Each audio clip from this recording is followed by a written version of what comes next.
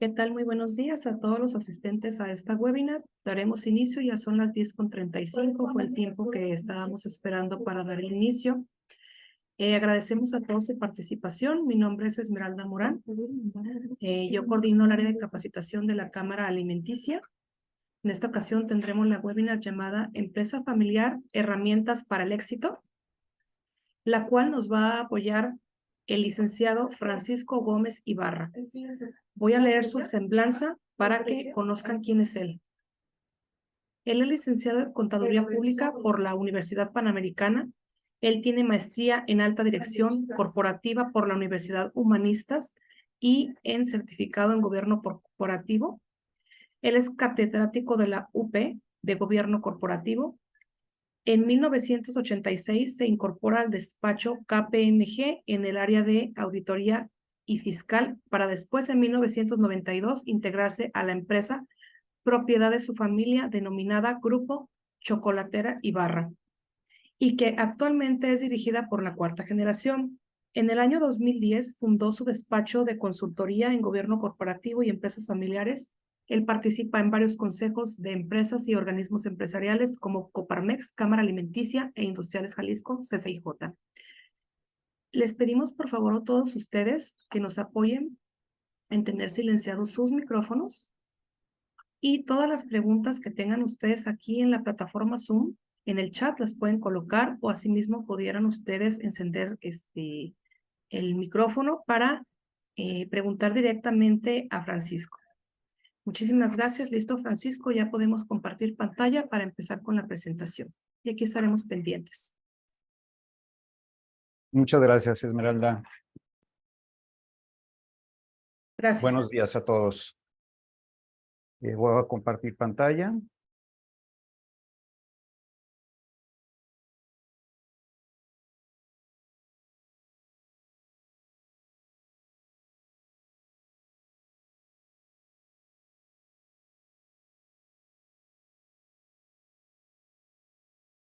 Muy bien. ¿Sí se escucha? Sí, se escucha bien. Perfecto, muy bien. Bueno, pues muy buenos días a todos. Les agradezco que estén acompañándome esta mañana. El día de hoy voy a hablar del tema referente a lo que es cómo llegar al éxito con una empresa familiar cuando las empresas están en un momento en donde necesitan profesionalizarse y poder eficientarse mejor. El iniciar una empresa familiar es todo es un circo, maroma y teatro. Sin embargo, como todo buen empresario, con dedicación todo se logra, ¿no? Pero, pues muchas veces, y esto en mi experiencia, estamos en etapas en las que a veces no tenemos todas las herramientas o en un momento dado tenemos ese tema llamado de ceguera industrial, en donde a veces no vemos con claridad muchas cosas que se pueden hacer para poder entonces mejorar y crecer de manera mucho más organizada y profesional. Entonces, pues bueno, es un tema que a mí me apasiona, es muy largo, hay muchas aristas, pero voy a tratar de dar una pincelada de los temas más importantes que creo yo que vale la pena que pueda yo compartirles. Así es que, bueno, pues además creo que el tiempo es corto, tenemos 1 hora. Voy a tratar de ser lo más claro posible y sí, al final, como dice Esmeralda, poder hacer las preguntas, dedicarle unos 10 minutos al final para preguntas y respuestas que con mucho gusto puedo aclararles. Y si no, bueno, pues les daré mis contactos al final para poder comunicarse directamente conmigo y poder hacer algunas dudas que tengan, poderlas aclarar con un poco más de profundidad. Bien, pues bueno, como lo mencionó Esmeralda, el objetivo es transmitirles esas herramientas necesarias para que puedan llevar su empresa a ese crecimiento que se requiere, pero de manera armónica y de alguna manera también institucional para que se logre el éxito, ¿no? No quiero decir que no se pueda lograr el éxito de ninguna otra forma. Creo que todos como empresarios, tenemos el éxito conforme vamos avanzando poco a poco. pero me parece que hay cosas en las que se pueden mejorar y esa es la idea, ¿no? Transmitir eso. Por lo tanto, bueno, el temario es el siguiente. Primero, lo que les quiero compartir son cuáles son esos retos que las familias empresarias o las empresas familiares normalmente se enfrentan. Son retos que son comunes. La verdad es que yo me acuerdo en la época en la que yo estaba en la empresa familiar, pues yo pensé que era la única familia que tenía esas broncas, ¿no? Aquellas broncas entre hermanos, entre primos, que a veces no sabías cómo solucionar porque todo el mundo quería estar, ¿no? Pero la verdad, al final del camino veías que todas las familias pasan exactamente por las mismas broncas, solo que en diferentes escenarios, diferentes circunstancias, ¿no? Entonces vamos a hablar de cuáles son esos retos a los que se debe de enfrentar en la familia empresaria para poder eh, circular o pasar esas etapas complicadas en la familia. Y luego, el segundo tema es, ¿cómo entonces puedo institucionalizar a la familia? ¿No? O sea, porque todo el mundo hablamos de que la empresa hay que institucionalizarla, pero muchas veces no entendemos que también hay que institucionalizarnos como familia, ¿no? Hay que hacer ciertas cosas que nos ayuden a ser más ordenados, objetivos y eficientes. Y bueno, en tercer punto, aquellas herramientas en las que en la empresa yo sugiero que son vitales o esenciales o básicas para poder implementarlas a fin de que también la empresa como organización crezca. ¿Ok? Bueno, pues este es el temario. Vamos empezando entonces con la primera parte. ¿Cuáles son esos retos? Y bien, estos retos, antes de entrar, quiero definir qué es la empresa. La Real Academia Española lo define muy bien, es una organización dedicada a actividades. ¿Cuáles? Hay muchas, pero lo más importante es que una empresa busca un fin lucrativo.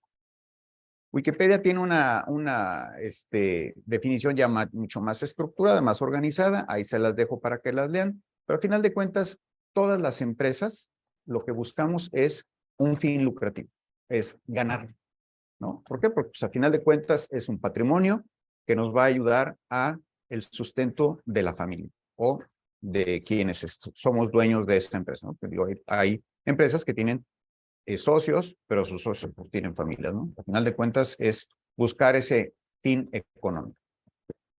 Y bueno, entonces, ¿cuál sería la definición de una empresa familiar? Ya definimos cuál es la empresa, pero ¿cuál es la definición de una empresa familiar, no? Muchos dicen, no, es que hay pocas empresas familiares o no todas son familiares. Yo discrepo un poquito de esta información y ahorita es precisamente lo que voy a comentar, ¿no? Pero al final de cuentas, pues la definición es la misma. La única diferencia que existe entre una empresa familiar y la no familiar es aquella influencia directa de la familia hacia la gobernanza de la empresa. Porque es sin duda la familia la que va a incidir en cómo dirigir la empresa. Por eso es una empresa familiar, ¿no? Entonces, teniendo eso en cuenta, que es esa incidencia familiar, o esa conexión que existe de la familia hacia la empresa, es lo que nos hace característica como empresa familiar. ¿De acuerdo? Y bueno, pues entonces, eso nos lleva a un tema de que pues, todas las empresas son familiares, ¿no? O sea, Ford, Bimbo, Carrefour, Zara, Goodyear, Michelin, N nombre de empresas, aunque las veamos como empresas muy estructuradas, muy organizadas, que cotizan en bolsa, etcétera, al final de cuentas son empresas familiares porque nacieron en el seno familiar. ¿Y qué crees? Ellos sí lograron ese proceso que toda la empresa exitosa debe de tener y uno de los puntos principales es el que pueda trascender generaciones, que ese es uno de los puntos medulares. ¿Para qué trabajamos con nuestras empresas? Pues para pasárselas a nuestros hijos y nuestros hijos a sus hijos y sea una empresa generacional.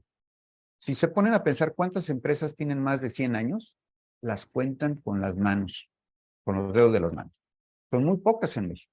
Sin embargo, en otros países hay empresas que tienen más de 100 años. En México son pocas y bueno, entre ellas, por ejemplo, el Grupo Urrea, que es muy conocido, tiene ya más de 100 años. y algunas otras que no vale no tiene caso ahorita mencionarlas, ¿no? Pero bueno, el 75% de las empresas en el mundo son de origen familiar. Esa es la estadística, lo que nos dice. Ok, entonces, pues bueno, sucede que en las empresas familiares, según Deloitte, en muchos de sus encuestas que hace, que la verdad es que tiene muy buena información Deloitte, sobre todo en temas de empresas familiares, está muy enfocado, habla de que 2 de cada 3 empresas desaparecen en la primera etapa de su fundación. Y hay un dato todavía antes, que aquí no lo menciono, pero se los comparto. ¿Ustedes saben cuál es el porcentaje de sobrevivencia de los primeros 7 años de cualquier empresa? No hablemos del cambio generacional, simplemente de que puedan subsistir 7 años. Es del 30%. Es decir, de 7 o de 10 empresas que inicien, solo 3 logran llegar al 7º año. Es impresionante la mortandad. Hay muchas razones, y muchas de las cuales están basadas en cosas que no hacen y que aquí quiero compartirles. Pero ese es el punto. ¿Y qué pasa con aquellas que sí lograron sobrevivir la primera generación? Mueren también, es decir, 2 de cada 3 desaparecen en el cambio de la primera a la segunda generación o la tercera generación. Entonces, la mortandad de las empresas es altísima, es algo que no nomás sucede en México, esto es algo, una situación que pasa en muchos otros países. México y particularmente Guadalajara sí es muy clásico de esto, pero para eso es precisamente esa intención de poder compartir y que todo el mundo podamos tener esa cultura empresarial para poder hacer que las empresas puedan subsistir. Y bueno, no existe una estadística que nos pueda decir cuáles son aquellas que puedan subsistir más tiempo, ¿no? Es decir, las familiares o las no familiares. Lo que sí te puedo decir es que todas las empresas, para poder llegar a permanecer y hacer esos cambios generacionales, pues requieren de la institucionalización. No hay de otra.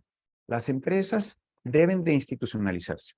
Y bueno, no le tengan miedo a la palabra institucionalizar, porque no significa burocracia, no significa muchos costos, no. Los procesos de institucionalización se tienen que dar paulatinamente y conforme a la empresa los puede ir aceptando y acomodando, porque si no, esto truena. Pero se deben de institucionalizar. No hay vuelta de hoja. En mis años, 30 años que llevo en esto, manejando negocios, no he encontrado otra respuesta más que institucionalizar. Bueno, ¿cuáles son estos retos que enfrentan las empresas familiares? Estos retos, como les digo, bueno, son los que yo aquí les voy a mencionar. No significa que sean los únicos, pero quiero mencionarles los que yo creo que tienen la mayor importancia. Primero, adiós, a ver, ¿por qué no quiere abrir esto? Aquí está. Entonces, lo más importante es mantener una armonía. Siempre pasa en las familias que hay presión, hay tensiones y la armonía familiar poco a poco va desapareciendo. ¿Por qué? Porque el dinero, decía mi abuela, el dinero es maldito. Pues no, el dinero sirve mucho, pero sí el dinero puede generar tensiones y puede generar una no armonía familiar, ¿no? Es importante que también las empresas, grandes de sus retos es que no definen las reglas cómo deben de trabajarse, cómo deben de estar entre sus empleados, los familiares y todo aquello que hace esa conexión entre la familia y la empresa. No existen reglas, simplemente se da la costumbre y a veces esa costumbre no es lo mejor. Entonces, las empresas familiares se enfrentan a esos retos, a que tienen que encontrar y definir esas reglas claras. Por otro lado, también se enfrentan a que las familias, a veces las empresas, pues es del hermano y el otro hermano y empiezan a casarse y cada uno tiene pues sus diferentes situaciones muy particulares de familia. Y eso hace que las empresas entren en cierto conflicto, tensión, porque pues no es la misma circunstancia de un hermano al del otro, ¿no? y pareciera que las necesidades pues son las mismas para todos, ¿no? Entonces, ese es otro gran reto al que se enfrenta la familia empresarial. Y luego, que va de la mano, es saber separar esa relación familiar con la laboral. Yo siempre he dicho que uno de los grandes errores que hay, o retos que inclusive aquí aunque no lo puse pero como tal, pareciera ser que las empresas es la caja chica de la familia, ¿no? Es decir, la empresa la tienen como su alcancía y le sacan dinero para esto, para lo otro, para la boda, para la fiesta, y empieza el desorden, ¿no? Entonces, hay que separar esa relación familiar con la laboral. Sobre todo también hay que ser justos en lo que es para cada quien. Les comentaba lo de los hermanos, ¿no? Esos grandes retos es otra de las broncas, ¿no? Oye, ¿qué es? Yo lo quiero, o sea, mi hermano tiene esas necesidades y yo estas, ¿cómo establecer esos lineamientos justos para cada familia o representante de las familias? También un gran reto es que se deben de establecer los riesgos, más que nada los riesgos, no, los lineamientos para poder establecer los consejos de administración. Este punto ya es cuando es una empresa ya más estructurada, ¿no? Cuando ya tienes que hacer tu consejo consultivo o consejo de administración. ¿Cómo establecerlo? No se trata de que un consejo de administración, y me he topado en muchas ocasiones que los consejos de administración está la familia, ¿no? El papá, la mamá, el tío, el sobrino, y hasta en el comisario ponen a veces no sé, por rellenar al jardinero, ¿no? Exageré un poco, pero bueno, hasta eso, ¿no? Hay que hacer una estructura correcta. Y bueno, también otro de los grandes retos es cómo decidir reinvertir las utilidades, ¿no? De aquellos ingresos que no necesariamente están definidos en las utilidades, sino a veces los excedentes de flujo, cómo reinvertirlos. Incorporar también a cada generación sucesiva. ¿Cómo le hacen las familias cuando ya los hijos se empiezan a incorporar? Ese es otro gran reto y es también punto de los que vamos a hablar. ¿Cómo establecer aquellos mecanismos de supervisión? Algo complicadísimo es, oye, pues el hijo de mi socio ya está trabajando, ¿cómo sé que está haciendo bien las cosas? Yo creo que no tiene las capacidades, ¿no? Bueno, hay que establecer aquellos mecanismos de supervisión y es un gran reto en una familia, en las empresas familiares. Y ya un tema ya más estructurado, pues es institucionalizar entonces, que es el gran reto familiar en las empresas familiares, esa asamblea familiar, ese consejo familiar que va a tomar las decisiones de cómo operar las empresas de manera armónica. En términos generales, estos son los grandes retos que yo les quiero comentar, que los vamos a ver cómo los podemos resolver, pero son retos que se enfrentan las familias empresarias o las empresas. Y bueno, entonces, ¿cómo institucionalizamos la empresa familiar? Este es el punto aquí medular. Pues bueno, el cómo institucionalizar, como les decía, estos retos nos llevan al tema 2. ¿Cómo podemos institucionalizar a la empresa familiar? Y bueno, hay varias cosas. Existe un ecosistema que les quiero compartir, que a lo mejor algunos ya lo han escuchado en alguna otra plática. Pero déjenme tomar tantito café. Salud, los comparto. Bueno, no puedo compartir eso, ¿verdad? Pero bueno, les brindo un cafecito. Ya se me está secando la boca. Pero bueno, toda empresa familiar tiene un ecosistema. Ese ecosistema está principalmente, bueno, pues la familia, ¿no? Estamos hablando que es una empresa familiar, pues existe la familia, ¿no? La familia, los hijos, los nietos, los sobrinos, los primos, todos aquellos que de alguna manera forman parte del núcleo familiar, que no necesariamente son dueños de la empresa, pero es el núcleo familiar, que es importante considerarlo porque es parte del ecosistema de una empresa familiar. Por otro lado, tenemos el patrimonio, es decir, aquellos bienes que se han logrado comprar, ya sea porque los recibiste de herencia o porque los generaste a través de tu sudor y esfuerzo en el negocio, o llámale lo que quieras, ¿no? Que son, pues, que los automóviles, que la casa, que el departamento para vacacionar, todo aquel patrimonio que es de la familia y que se ha logrado con el esfuerzo y el trabajo. Y por otro lado está la empresa o las empresas, como le quieran llamar. Pero este es el ecosistema de la familia empresaria. Si se fijan, pues bueno, hay en el círculo de la familia, está la familia, pero hay puntos que se relacionan de la familia con el patrimonio, porque tengan que ser dueños o cercanos. Y está la empresa, que tiene un patrimonio también, y que también la empresa hay accionistas. Es decir, a ver, voy a intentar aquí hacer esta relación, ¿no? O sea, por ejemplo, este punto de aquí está la familia y la empresa, ¿no? Por otro lado, en este lado, pues, tenemos a la familia con el patrimonio, ¿no? Y la empresa con el patrimonio. Es decir, la empresa puede tener su propio patrimonio, que no necesariamente es de la familia, por eso está en este sector. Sin embargo, hay un rubro en el que para mí me parece es la parte más trascendental, que es, quiero avanzar, aquí, este punto de en medio es en donde convergen todos los elementos de la familia, de la empresa y el patrimonio. Y desde mi punto de vista, es la zona de la tormenta perfecta. ¿Por qué? Porque ahí es en donde se dan todos los conflictos. Ahí están donde están involucrados todos los intereses familiares. Y ahí es en donde se generan los mayores retos. Entonces, hay que cuidar, hay que trabajar en eso, en las familias, en las empresas familiares, hay que trabajar en cómo hacerle para que lo que está en esa zona de la tormenta perfecta esté alineado, ordenado y estructurado para que no haya problemas. Y es justo el tema en donde vamos a tratar. Y bueno, como ustedes saben, en este ecosistema familiar, pues evidentemente hay conflictos. Hay conflictos. ¿Cómo borro lo que rayé? A ver, déjenme. Creo que el borrador, ¿verdad? Aquí. Eraser. Ok, sí. Entonces, como podrán observar, existen los conflictos que se originan en la familia y otros que se originan en la empresa.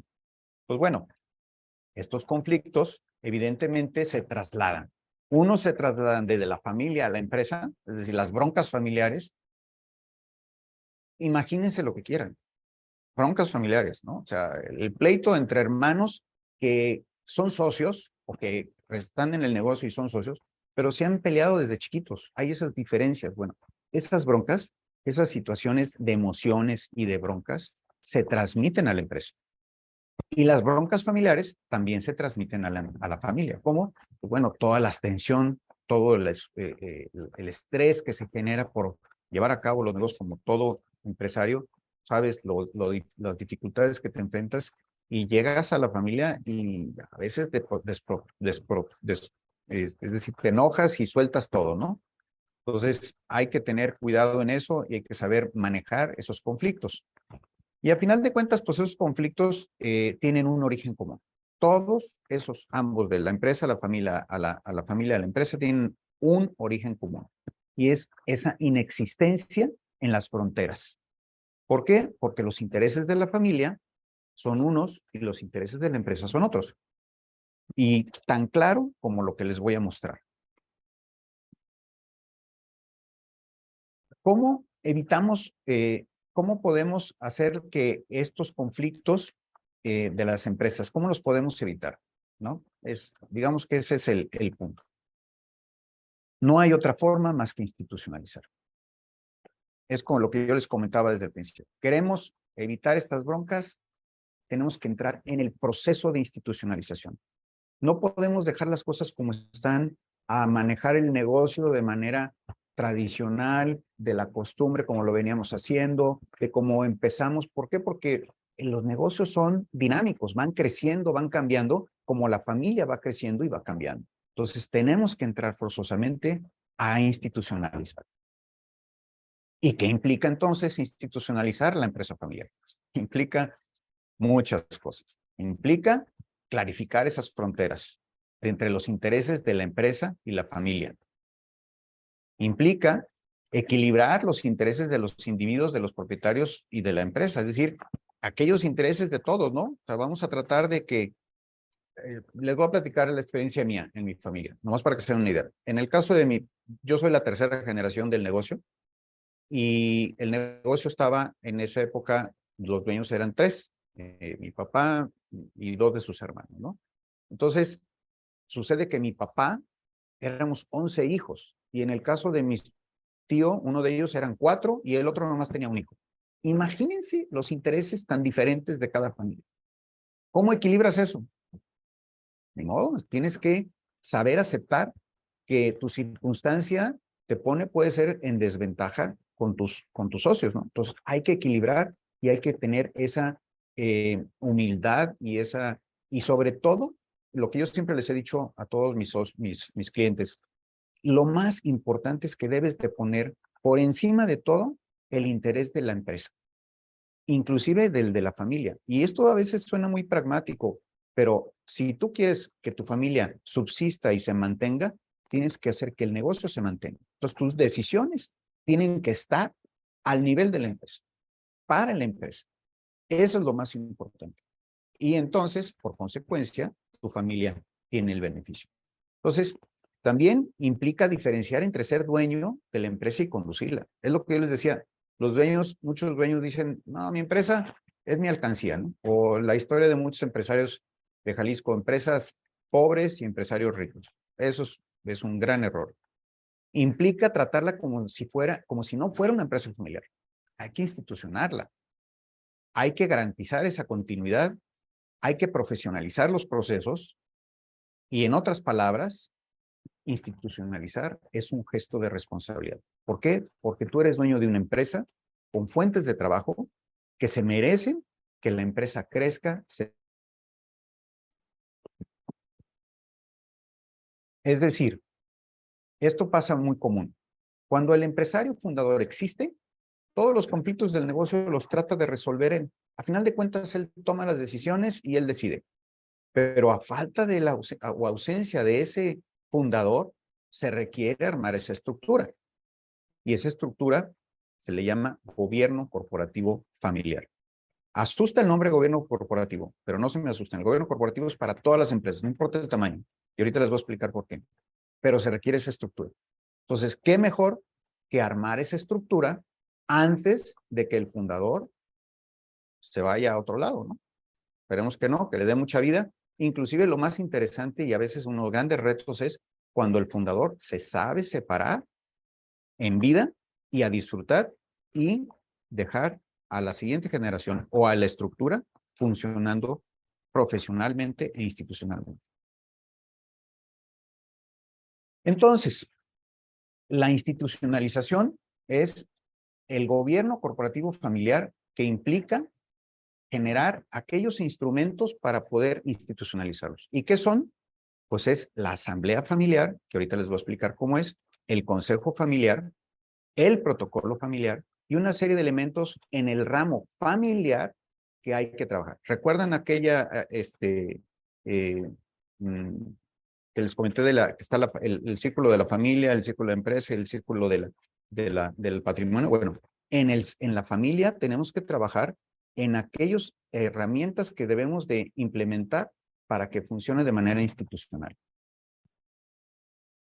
Negociar y redactar el protocolo, que es la columna vertebral de la institucionalización de la familia empresarial, y ahorita les voy a explicar qué es el protocolo familiar, se llama el proceso de institucionalización.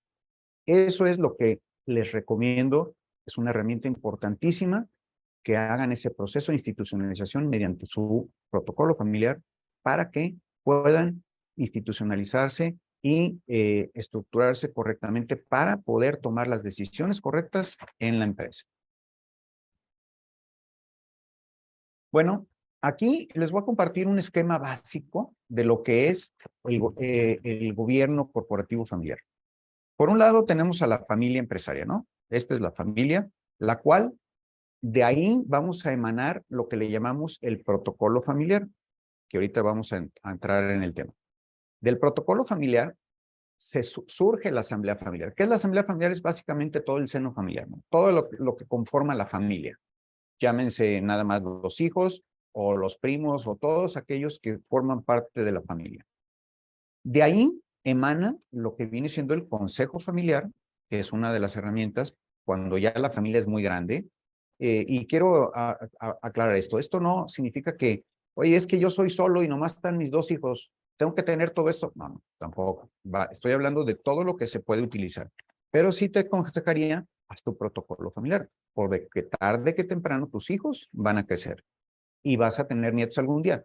Y el protocolo tiene elementos importantes y trascendentes para la vida o la trascendencia de la empresa. Y por otro lado, pues tenemos del lado derecho todo lo que es la estructura de la empresa, ¿no? Desde el órgano supremo, que es la Asamblea de Accionistas, su modalidad de gobierno, ya sea por consejo o por administrador único, y la empresa operativa, ¿no?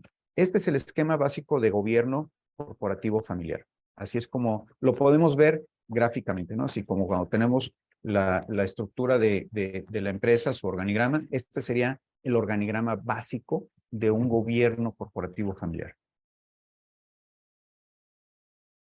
¿Y qué es el protocolo?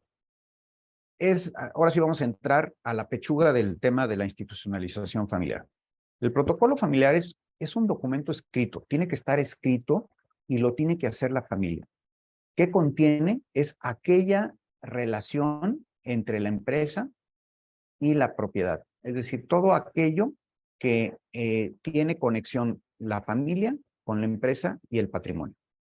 Ahí es en donde va a describirse el protocolo, porque de ahí se van a emanar todo aquel marco de reglas o obligaciones o derechos que la familia se tiene que adecuar y comprometer. E integra también, que es lo que yo les decía, que es un tema muy importante, aquellas tradiciones no escritas, pero sí vividas, como aquellos valores del fundador. Les voy a hacer una anécdota rápida. El negocio de mi familia ya va a cumplir 100 años en el 2025. Yo no conocía a mi abuelo, pero me hubiera encantado leer un escrito de mi abuelo en donde dijera cuáles fueron los motivos por los que él creó el negocio, qué lo inspiró y qué es lo que él deseaba y esperaba de ese negocio, esa semillita que estaba sembrando, en el cual estoy seguro que pensaba que esto pudiera mantener las generaciones subsecuentes que le vinieran, ¿no? Entonces, me encantaría saber qué es lo que pensaba. ¿Por qué? Porque a final de cuentas, esa es la identidad corporativa de la empresa, es donde están los valores de la empresa y que se tienen que transmitir generacionalmente. Entonces, ahí en el protocolo es en donde se ponen. Entonces, finalmente el objetivo es sentar las bases del protocolo, tiene ese objetivo de sentar las bases de los acuerdos que la familia decide. Importante, es la familia quien decide cómo y cuándo se van a hacer esas reglas, cómo se van a manejar y cómo se van a implementar. Hasta aquí, espero que esté claro qué es el documento, porque mucha gente tiene esa duda de qué es el protocolo, porque es un nombre que se escucha mucho, ¿no? El protocolo familiar. ¿Cuándo hay que hacer este protocolo familiar? La verdad es que hay que hacerlo ya. Es mi sugerencia, ¿no? O sea, nunca es tarde para hacerlo, porque hay empresas que ya traen cierto tiempo, ya están en la segunda generación y todavía no tienen un protocolo. Así es que entre más pronto mejor. Por eso les decía, si tu empresa la acabas de iniciar hace 5 años, estás tú solo, estás viendo que vas a tener éxito y nomás tienes a tus hijos de 2, 3 años, pues ya haz el protocolo con tu esposa. Hazlo. Plasma ahí lo que tú quisieras que vivieran tus hijos y que funcionara en tu familia, ¿no? Entonces, bueno, es importante hacerlo de manera preventiva, no correctiva. Claro que muchos lo tienen que hacer de manera correctiva, a veces es la parte complicada, pero hacerlo de manera preventiva. Se recomienda hacerlo siempre en la primera generación, pero se puede hacer en cualquier otra generación y es fácil hacerlo cuando la familia está unida y en armonía. Cuando ya hay broncas, híjole, es más complejo. Es más, yo te diría, eh, más bien es decir, por ejemplo, vamos pensando que la familia ya está embroncada, ya está muy complicada y son 3 familias los dueños, pues hombre, ya en tu seno familiar haz tu protocolo, ¿no? tienes un patrimonio, tienes relación con esa empresa, a lo mejor ya tienes otras por acá, haz tu protocolo familiar de tu familia y trata de resolver las broncas con tus socios, ¿no? Pero lo importante es que sea en armonía, es cuando mejor funciona. ¿Qué es el protocolo o por qué son las reglas? Son reglas generales que en donde vas a plasmar, por ejemplo, el ingreso y la salida de tus familiares. Es decir, quién entran a trabajar, quiénes no entran a trabajar, o quiénes tienen beneficios o no beneficios de la empresa. ¿Cómo les vas a pagar a tus familiares? Porque es muy común que en las empresas, y este es un tema de institucionalizar y tomar decisiones a veces fuertes, porque sucede que tu hijo está ahí porque es tu hijo, pero a lo mejor no tiene las competencias y sin embargo le estás pagando dinerales. Entonces, esto ayuda a que puedas establecer las reglas para que no pase eso. Y si está pasando, lo puedas corregir. En eso es importante que la familia participe cuando haces el protocolo porque se les explica cuáles son esas razones para poder poner precisamente esas reglas. Las vacaciones, la evaluación y desempeño, que era lo que comentaba, el retiro o jubilación. Hay familias o empleados que sí no quieren dejar de trabajar y ya es hora de jubilarlos, ¿no? Que entre las nuevas generaciones.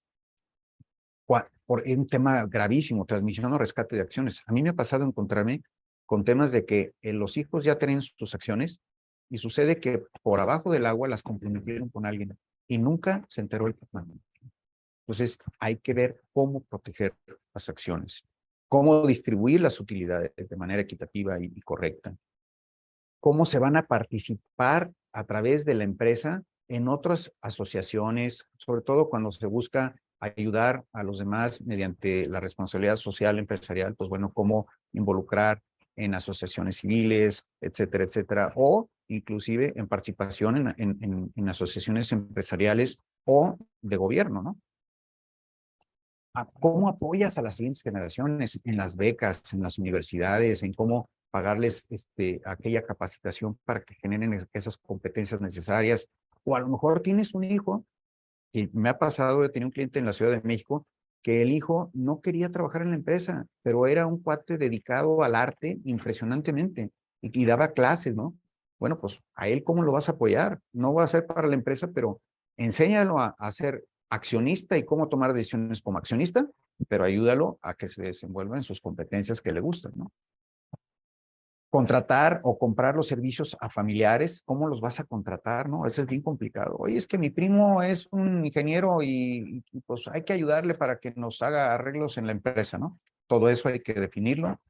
Y todos aquellos programas de educación, universidades y maestrías. Es decir, todo aquello que involucra situaciones de vida en la familia y que tienen que estar de alguna manera solventadas por los recursos de la empresa. Eso ahí es en donde hay que poner en el protocolo. Además de muchas otras cosas, porque cada familia tiene sus particularidades. Lo que quiero dejar claro es que son reglas generales. Y bueno, estos acuerdos en la familia pueden ser pactos de fuerza moral y contractual. No todos son obligados, son los de fuerza moral, ¿no? Por eso es importante hacerlo en la familia para hacer un compromiso moral para ejecutarlo. Pero no van a tener un efecto legal, desafortunadamente. Sin embargo, los puedes formalizar con un notario para darle esa seriedad o esa, digamos que señorial, ¿no? O sea, un pacto muy comprometido. Pero sin embargo, aquellos que sí pueden tener son los contractuales. ¿Y dónde los podemos establecer? Justamente en los estatutos de la empresa. Y ahí entonces le puedes dar el carácter legal y se van a tener que cumplir. También ahí es como los puedes establecer en tu protocolo familiar y migrarlos, en todo caso, a los estatutos de la empresa. ¿Cuál es el contenido? Bueno, rápidamente, el propósito del protocolo, la historia de la empresa familiar, en donde vas a poner aquello que te hace la esencia como familia. Tienes que poner la misión y visión de familia, aquellos valores rectores de la familia, los compromisos, cómo se va a hacer la comunicación y resolución de conflictos en la familia, ahí los plasmas, y aquellos órganos de gobierno, como ya hablamos, ¿no? La asamblea familiar, el consejo familiar, y finalmente quienes van a estar dentro del consejo de la empresa.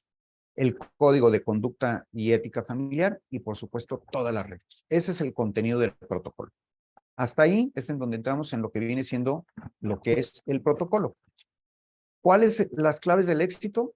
Que se asuman esos compromisos formales, que le den vida, que impacte el comportamiento de la familia, haciendo una nueva cultura empresarial con ese protocolo y mantenerlo actualizado. Hay que estarlo actualizando cuando se necesite. No se queda de por vida. Al contrario, es dinámico. Entonces hay que irlo cada vez mejorando. Esto es en cuanto al tema 2, la institucionalización de la familia. Ahora voy a entrar de manera de pincelada también al tema de cómo institucionalizar entonces ahora la empresa. Ya hablamos de el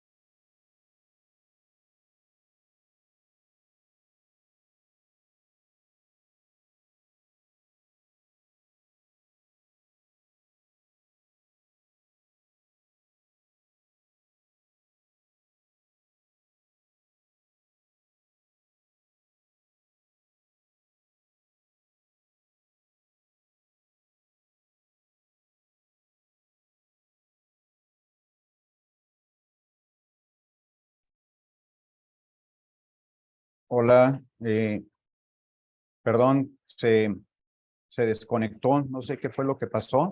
¿Sí me escuchan? Sí, Sí, sí, Perfecto. Paco.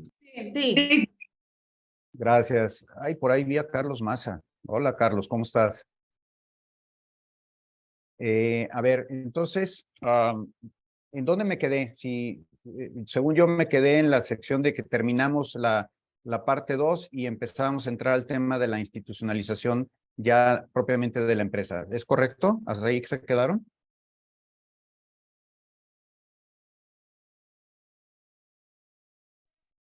Sí, Paco.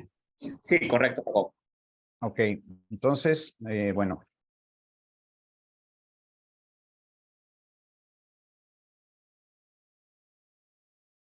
Ahora sí ya, ahí está. Bueno, entonces yo les decía, la verdad es que estoy seguro que todos ustedes ya están teniendo una empresa muy estructurada, muy organizada, y bueno, si por algo están en donde están es porque las cosas les han funcionado bien, y eso es magnífico, ¿no? Aquí la idea es compartirles algunas ideas de o temas importantes que yo en mi experiencia vi que en el proceso de crecimiento de las empresas les va faltando armar este tipo de cosas o no las toman en cuenta por muchas razones y que son muy importantes establecerlas para poder lograr esa profesionalización de la empresa.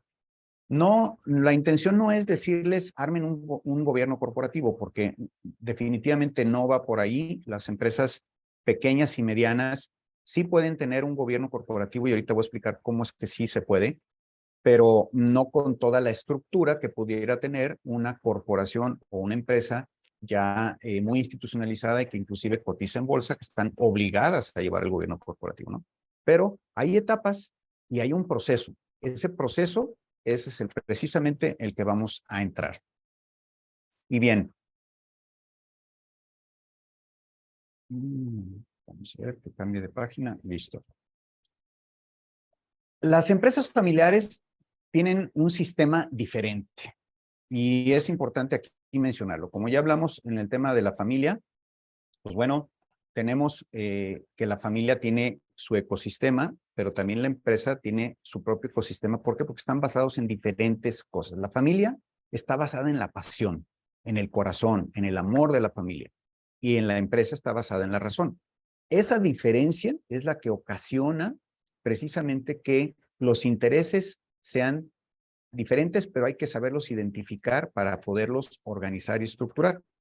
Entonces, mientras la familia está basada en las relaciones afectivas, pues la empresa está basada en relaciones en cuanto a resultados, ¿no?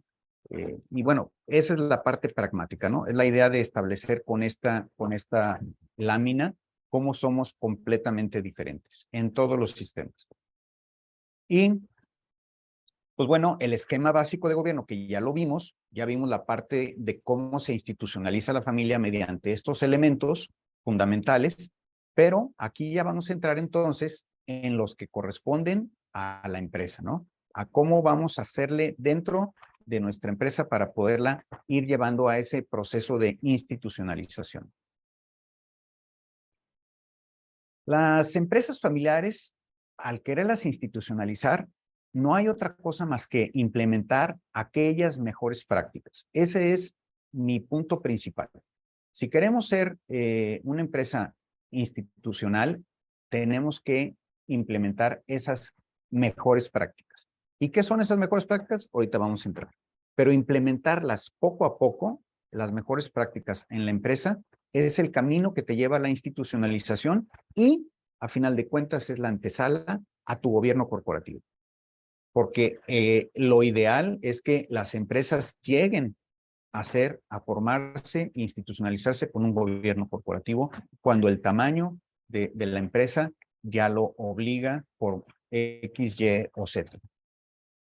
Entonces, ¿cuál es el modelo de gobierno corporativo? Déjame planteárselo rápidamente cómo es. Van a ver cómo este modelo se puede perfectamente adecuar a cualquier tamaño de empresa bajo las circunstancias de la empresa. En primer lugar, es un triángulo, digamos. Está la parte abajo, es el control operativo, es toda tu parte operativa, ¿no? Tus empleados, tus colaboradores que trabajan, es todo tu equipo. Ahí, ¿cómo haces el gobierno corporativo? Pues tienes que institucionalizarlo, teniendo tus manuales, tus descripciones, tus sistemas, estándares de trabajo, procesos definidos, todo eso hay que irlo trabajando en la parte operativa. Por otro lado, está el control directivo, es decir, aquellos colaboradores que son tus claves, ¿no? Tu director de ventas, tus gerentes, etcétera, etcétera. Ahí también hay que establecer procesos de institucionalización, procesos de profesionalización para que las cosas vayan cada vez mejorando. Y por otro lado, está en el control estratégico, es la parte de dirección, en donde vas a establecer tu consejo de administración, en donde vas a manejar tu planeación estratégica, todas tus políticas, sobre todo establecer aquella misión, visión, valores que te va a hacer trabajar como consejo. Y fíjate bien, lo más importante, que estás trabajando con una visión a futuro, porque es muy común que los consejos se dediquen a resolver temas de operación, que es gravísimo error. Los consejos de administración modernos, actuales, de un gobierno corporativo, son de planeación, de visión hacia futuro, a ver hacia dónde vamos. Sí, hay que meter revisión de lo que se está haciendo, pero el enfoque es visionario. Entonces, ahí se trabaja como control estratégico hacia futuro, ¿no? Y todos estos elementos que acabo de mencionar a la derecha no es otra cosa más que aquellas mejores prácticas corporativas que vas implementando en tu empresa, que a final de cuentas, con tu consejo de administración en el modelo de gobierno corporativo, es la corona. Es en donde ya se cierra el círculo de la institucionalización corporativa. Que funcione, evidentemente, ¿no? Porque si no, un consejo de administración que no funcione, tiene que ser un consejo de valor, de visión y que realmente haga su función para que todas sus decisiones se permeen hacia abajo en ese triángulo hasta el control operativo. Este es el modelo de gobierno corporativo ideal. Pero, ¿qué son las mejores prácticas corporativas al final de cuentas entonces? Si se fijan, esa figura me gusta mucho porque representa todos esos elementos de implementación de sistemas, de elementos que pones en tu empresa para que te lleven a lograr los objetivos. Y eso son las mejores prácticas. Son una serie de metodologías, sistemas, herramientas, técnicas, llámale como le quieras llamar. Todo lo que tú haces que te ayuda a lograr los objetivos, pero de la mejor manera. Ya la mejor práctica ya tiene muchos matices, ¿no? Es pues que estás buscando una responsabilidad social, que estás tratando de ser ético, transparente, muchas otras cosas que van alrededor de todo esto. Y bueno, hacia la institucionalización, ¿qué es lo que primero tendríamos que hacer? Mi sugerencia, lo primero que tenemos que tener es una planeación estratégica. Me canso de decirle a todo el mundo que haga su planeación estratégica. No es complicada. Realmente es sencilla si la entiendes. ¿Por qué? Porque eso te va a decir, te va a llevar a donde quieres ir en un plazo de tiempo, con una estructura organizada que te va a ir ayudando a determinar aquellos puntos en donde necesitas mejorar o corregir para llegar. Pero es como cuando vas en el auto, ¿no? Oye, pues voy a ir a la Ciudad de México. Okay, ahí voy y haces tu planeación. ¿Cuántos kilómetros van a hacer? ¿Cuánta gasolina? ¿En dónde me voy a parar? ¿Cuántas casetas? Todo lo que tienes que hacer para que llegues con bien. Evidentemente mandaste tu carro a arreglar, le diste su mantenimiento. Pues es lo mismo. En las empresas hay que hacer una planeación estratégica. ¿Y qué es esa planeación estratégica? Pues no es más que otra cosa más que la gestión organizacional que vas a usar para establecer un rumbo, para trabajar en objetivos que te van a llevar a la visión. Es decir, en el proceso de la planeación estratégica tienes que poner tu misión, visión, valores, etcétera. Al definir tu visión, es decir, ¿a dónde voy a llevar mi empresa en 5 años o 10 años o el tiempo que tú quieras hacer? Entonces, estableces el rumbo y qué debo de hacer para poder llegar ahí. ¿Cuáles son los objetivos? Y empiezas a hacer todo el plan de trabajo. Hay que hacer una planeación estratégica. Y bueno, ¿en qué consiste ese plan estratégico? Porque muchos no lo han implementado. Estoy seguro que más de alguno de ustedes lo ha hecho y me van a dar la razón que sí es muy, muy bueno, ¿no? Pero bueno, consiste de 4 etapas. Analizas y evalúas la situación, formulas la estrategia, ejecutas y luego evalúas. ¿Para qué? Para corregir. Entonces, digamos que es una línea de tiempo en donde primero estableces la misión que te va a llevar a una visión. Esa visión nos va a habilitar para poder crear qué estrategias vamos a hacer para poder establecer los objetivos y las tácticas. Es decir, la forma en cómo vamos a llegar. Una cosa es la estrategia y otra cosa es el plan de acción. Entonces, pero para poder hacer eso tienes que tener los objetivos y crear el plan de acción.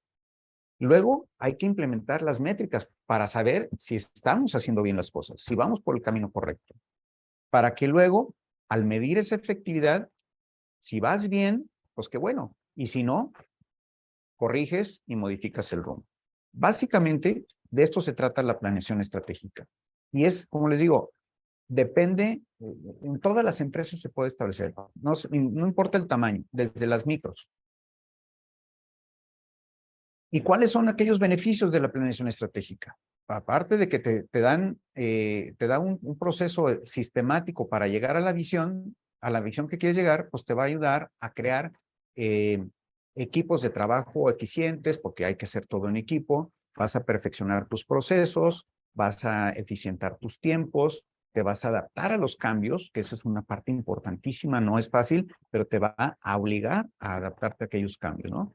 Y además te ayuda a crear una comunicación interna. ¿Por qué? Porque la planeación estratégica te obliga a permearla a todos tus colaboradores.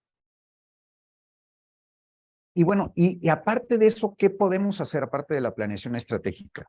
Ya estamos casi el tiempo encima, pero voy al segundo.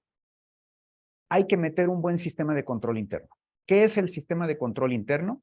Es todo aquello que haces en tu operación para controlarla. Es decir, tienes que tener buenos sistemas de contabilidad, tienes que tener unos buenos procesos definidos de todo tu proceso administrativo, controles de inventarios, todo el panel de control de tus gastos, presupuestos, etcétera, etcétera, etcétera. Los elementos básicos del sistema de control interno son estos. Es un sistema de contable eficaz y confiable. Todos los empresarios a veces menospreciamos, y yo soy contador público y déjenme echarme mi estrellita, ¿no? Menospreciamos la labor del contador. ¿Por qué? Porque lo vemos como aquel que nos va a ayudar a pagar los impuestos. Y nada más.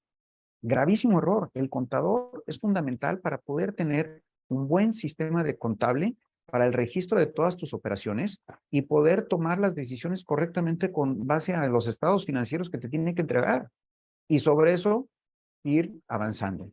Entonces, hay que tener un buen sistema contable eficaz y confiable para que tengas esos estados financieros oportunos que te ayuden a tomar esas decisiones, mantener un buen sistema de inventarios y costos, porque muchas veces no se dan cuenta ni cuánto realmente les cuesta, porque es muy fácil hacer un Excel, ¿eh?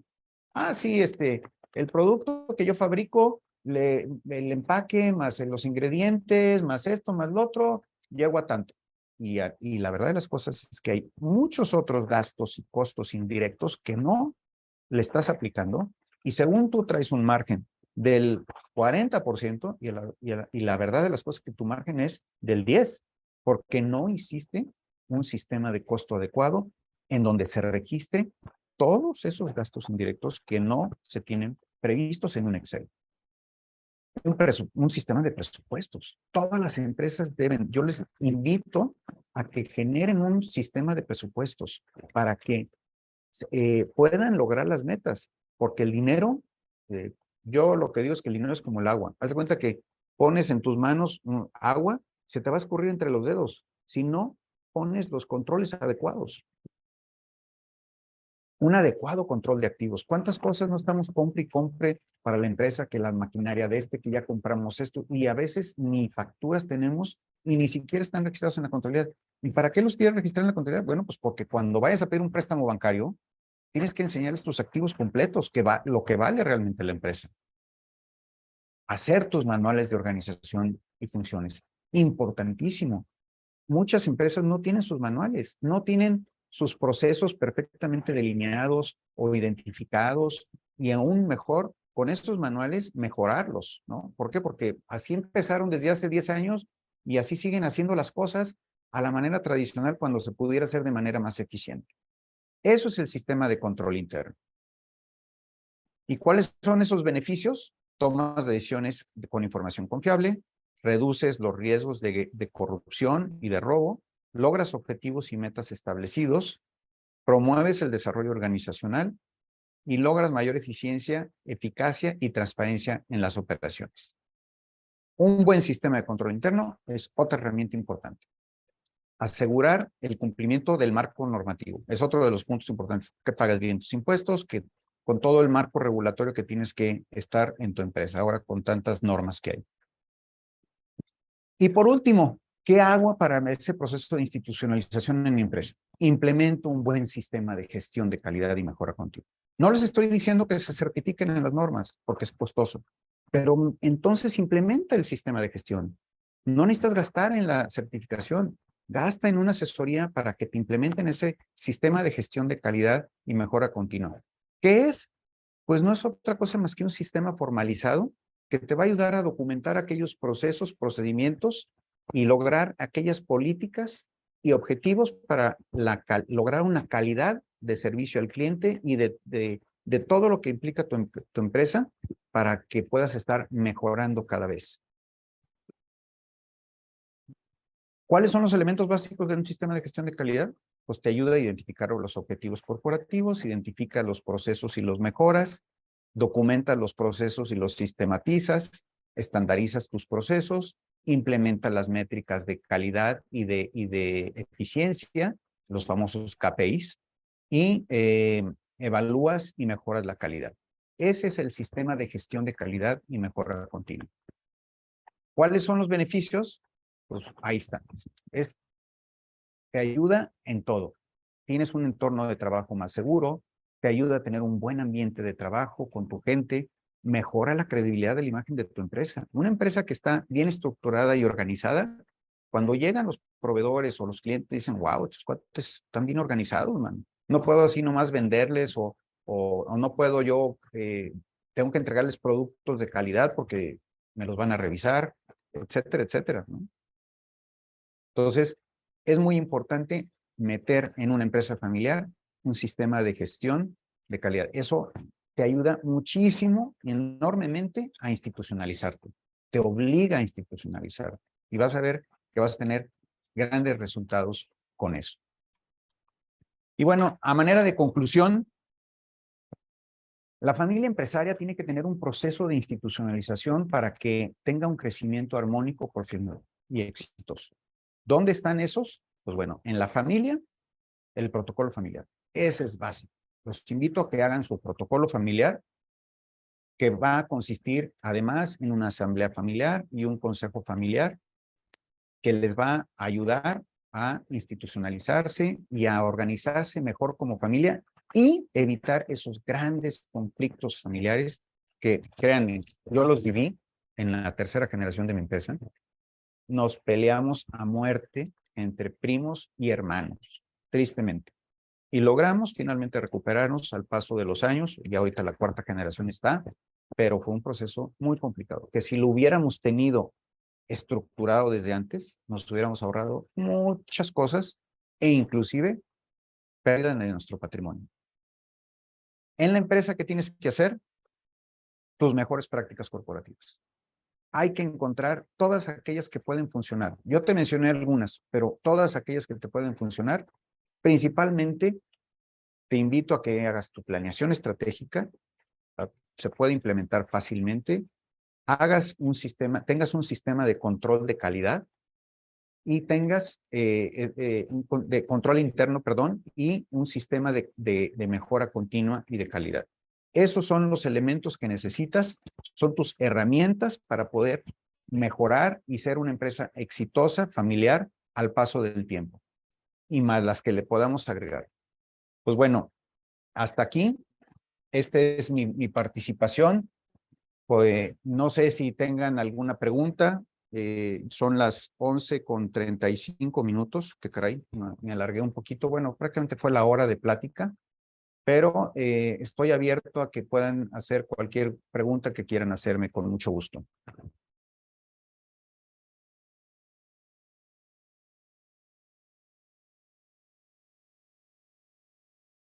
A ver, vamos a ver en el chat. Voy a dejar de compartir de momento para poder aquí los comentarios. Ok, a ver. Mario González. A ver, la primera, ¿dónde está mi message? Excelente, Paco. Gustan colocar sus dudas en medio. Bueno, está ahí.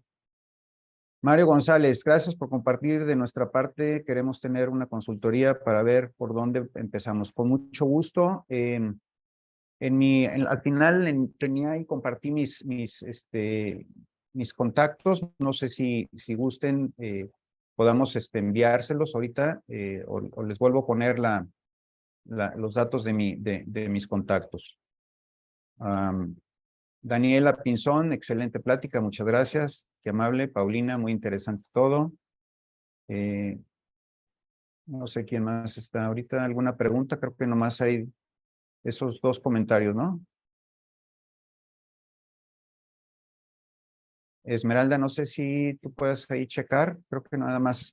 O quieran hacer una pregunta en el micrófono abierta.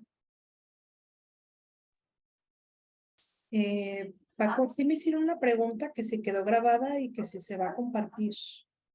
Muy bien. Y la presentación también. Sí. Ok.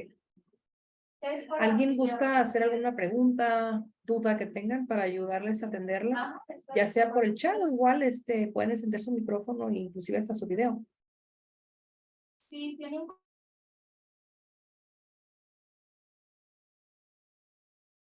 Gracias, Carlos, por participar. Carlos Maza, buen amigo de muchos años. Abrazo fuerte.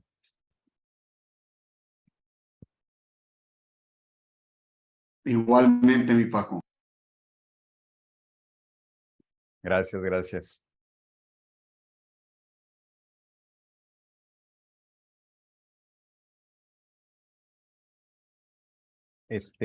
Voy a aprovechar en compartir mis datos para que los puedan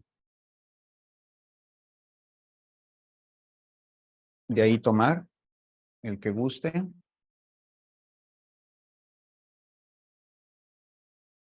¿Sí se ve ya?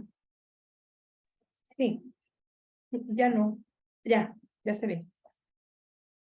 Sí, pues si alguien tiene alguna duda o ya todo concreto. Parece que no, ¿verdad? No hay ningún comentario. Si quieres darles unos excelente. minutos que puedan tomar el dato de contacto para que puedan contactarme. Sí, ¿Y pues, cómo le haríamos, Esmeralda, para compartirles la presentación? Con mucho gusto. sí, si me apoyas, por favor, Paco, en enviármela y me encargo de enviársela a todas las personas que se registraron, porque veo que sí, hubo 32, entraban unos, salían otros, la gran mayoría entraron. Excelente. 90% de los registrados entraron. Perfecto. No, sí, con mucho gusto te la comparto. Te la mando en PDF y tú ya se las reenvías a todos los participantes. Sí, claro, con mucho gusto. Muy bien, pues yo creo que de mi parte es todo. Si no hay más dudas, ahora sí que te dejo en tus manos el cierre. Bien, sí.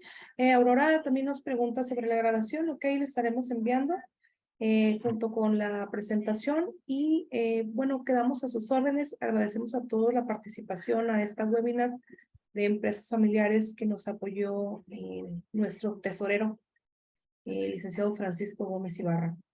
Quedamos a sus órdenes, estaremos enviando las webinars que vamos a estar teniendo. Les informo que vamos a tener una de Copriscal en el próximo mes y una de Repse por la delegada del trabajo. Van a ser de manera presencial aquí en el edificio MAIN, donde están nuestras instalaciones, pero en el piso 5.